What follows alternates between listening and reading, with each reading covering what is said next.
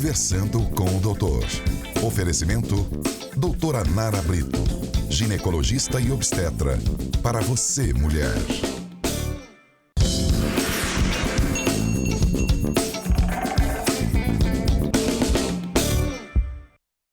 Bom, uma pesquisa online realizada pela Associação Nova Escola com mais de 5 mil educadores mostra que 66% dos professores já precisaram se afastar do trabalho por questões de saúde.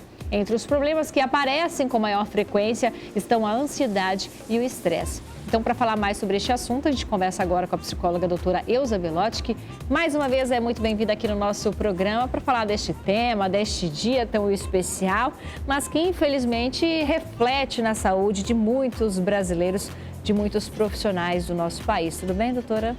Bom dia, tudo bom? Doutora, por que a gente tem tantos professores enfrentando nas salas de aula esse quadro de estresse, de ansiedade, de depressão? O que leva esses profissionais a desenvolver esse tipo de patologias a partir do trabalho? Antes, parabéns a todos os profissionais da educação, os professores que formam outras profissões. E pelo fato da responsabilidade, a sociedade cobra, os pais cobram, é como se o professor tivesse que dar conta do aprendizado. E as pessoas esquecem que o professor é humano, que ali fora da sala de aula ele tem uma outra vida. E essa responsabilidade que é colocada a ele, muitas das vezes é como se o professor tivesse que educar o filho, não fosse só ensinar. E isso gera uma ansiedade, tem muita agressividade hoje e ele não aguenta a carga, porque ele está ali ensinando, está ali cuidando. E quem cuida dele? Não tem quem cuida do professor, as escolas não oferecem um apoio para eles. É a própria profissão que pode facilitar o desenvolvimento dessas patologias ou são perfis de pessoas que de repente têm uma probabilidade maior de desenvolver uma depressão, um quadro de ansiedade? Uma coisa colabora com a outra, porque não é fácil você estar numa sala de aula com mais de 15, 20 crianças, mantendo a atenção delas, às vezes numa situação precária.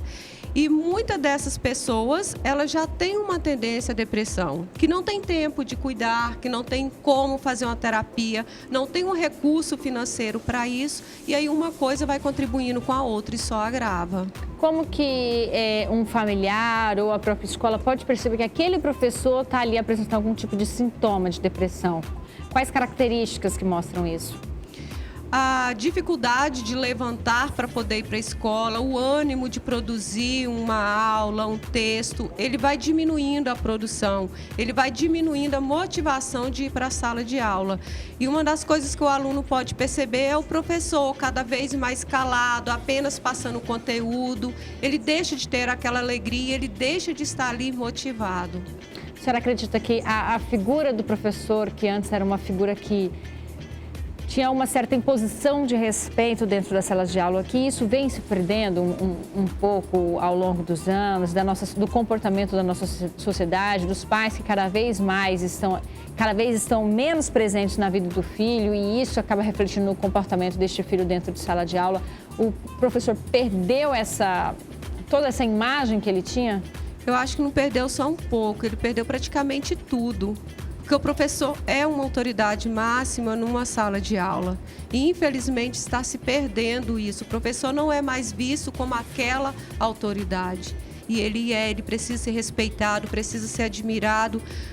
Devido ao professor, eu estou aqui, você está aí, as outras profissões são formadas. E perdeu a valorização por essa profissão tão linda, que precisa tanto ser reconhecida e valorizada. A gente já acompanhou vários casos, né, de alunos que agrediram professores. Um professor que passa por uma situação dessa, doutora, precisa de algum tipo de tratamento para conseguir retornar à atividade? Eu acredito que todo professor precisa de ter um acompanhamento para poder ter uma motivação para enfrentar esses alunos na sala de aula. E quem passa por essa agressividade precisa muito mais ainda. Muito bom, então fica aí a reflexão, né, para o nosso poder público. A gente sabe que quem mais carece desse tipo de assistência é a rede pública de ensino, tanto municipal quanto estadual, porque por trás daquele professor, daquele profissional que está dentro de sala de aula ensinando, porque não cabe ao professor educação se aprende dentro de casa, cabe a ele ensinar. há um ser humano, como a própria doutora Ailza disse, né? Então, são pessoas que também precisam de um cuidado, de uma atenção especial. Não são super-heróis. Não são super-heróis e precisam ser valorizados, reconhecidos e respeitados. Obrigada mais uma vez, viu, doutora? Gratidão, Renata, e parabéns aos professores. Olha, e para falar deste assunto ainda, para falar de saúde, o meu recado vem direto da nova clínica da ginecologista e obstetra, a doutora Nara Brito. Veja agora as novidades e agende o seu horário.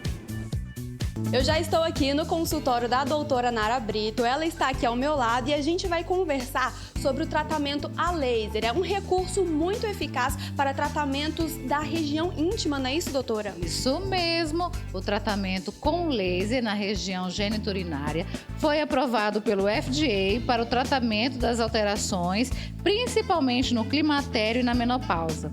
É o tratamento de escolha para as mulheres com histórico de câncer de mama, que não pode fazer reposição hormonal ou que não querem fazer reposição hormonal também. Aí fica a pergunta, quais são as principais indicações do laser na ginecologia? E eu vou falar para vocês. Incontinência urinária, atrofia vaginal, secura na vagina, flacidez, que é aquela perda do tônus, labioplastia, que é a redução dos pequenos lábios. A candidíase, gente, candidíase de repetição também pode ser tratada com laser e o clareamento da vulva. Então, são várias as finalidades para o uso do laser na ginecologia. Viu só, doutora Nara Brito, saúde e estética da região íntima. Então, olha, agende seu horário, cuide da sua saúde. Esse foi o nosso quadro Conversando com o Doutor de hoje, que volta na próxima semana. Conversando com o doutor. Oferecimento